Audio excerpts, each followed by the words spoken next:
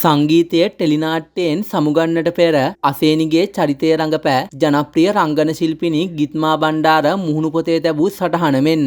ශ්‍රී ලාංකීය තාරුණ්‍යයේ අධ්‍යක්ෂක ලෙස හැඳින්වෙන සමන් එදුරුමිනු මහතාගේ දෙවනි නිමට පසු ලංකාවේ පෙරලියක් කළ ටෙලි නාට්‍යයක් වන්නේ සංගීතය ටෙලි නාට්‍යයයි. එහි ප්‍රධාන චරිතය වූයේ මහී සහ අසේනී. කෙසේ වෙතත් පසුගිය දවසක විකාශය වුණු කොටසකදී අසේනී වෙඩි වැදී මිය ගොස් ඇත. ඒ අනුව දශකයකට ආසන්න කාලයක් අපේ ළමා කාලයේ ලස්සන කෙරු අසේනිගේ චරිතය සංගීතයේ කතාවෙන් සමුගෙන ඇත. ඊතින් සංගීතයේ කතාවෙන් සමුගත් අසේනිගේ චරිතය රඟපෑ ජනප්‍රිය රංගන ශිල්පිනී ගිත්මා බණ්ඩාර මෙසේ සටහනක් තබා තිබේ. ජීවිතේ තාලය කියා දුන් ආදරණීය අසේනිය, මම නුඹට සමුදෙමි. ආදරය කරන්නට, ආදරය කියන්නට, ආදරය බෙදන්නට ආදරෙනිමි ගැන්නු අසේනිය.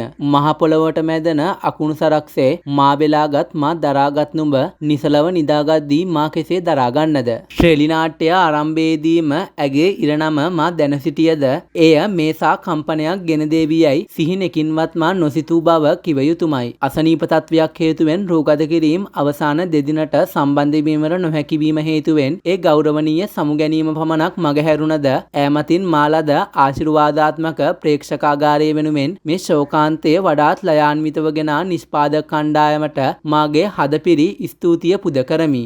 දන්නවද? උප්පැන්නේ නමට පස්සේ මටම සින්න වුණු නම ඇසෙන සැනින් හැරී බැලන මට ලැබුණු අන්කොමන් නම අසේනී. ආදරණීය ප්‍රේක්ෂකෝබෙන් මට ලැබුණු ආදරේ අමිලයි. ඒ අමිල ආදරේ එකම එක මතක සටහනක් අවසානයට එක් කරන්නම්. සංගීතයේ මුල් කාලයේ මා ලපටි අංකුරයකි. පසුව අංකුරෙකු බව සැබෑය. නමුදු අංකුරයක කාලයේ ශේෂ්ත්‍රයේ දැවැන්තයන් මුණ ගැසුණු මොහොතක එකත් පසව ඒ ආශ්චර්යයේ විඳිමින් සිටියදී අසේනී යන ආමන්ත්‍රණයට නැගී සිට ඒයන් කවරෙකු නොව සිංහල සිනමාවේ රැජින මාලනියයි. අනේ අනේ අසේනී, බෝලේ වගේ සුදු ගවුමත් ඇඳගෙන ගුරු පාරේ කොකම් පබා එද්දී මට මගේ ඉස්කෝලේ කාලේ මතක් වෙනවා යයි එදා ඈමා අගයපු හැටි කිසිදා මට අමතක නොවේ. ඒ ද ඇතුළුව තවද ඉඳහිට මගතොර නෙත් හමුවන විට අසේනී දුව මොරවක මුදලාලිගේ දුව අපේ දොස්තර නෝනා ලෙසින් ඔබ මා වෙත පිදූ ඒ සෙනෙහස ගෞරවයට හිස නමා ආචාර කරමි. ජීවිතයේ තාලෙට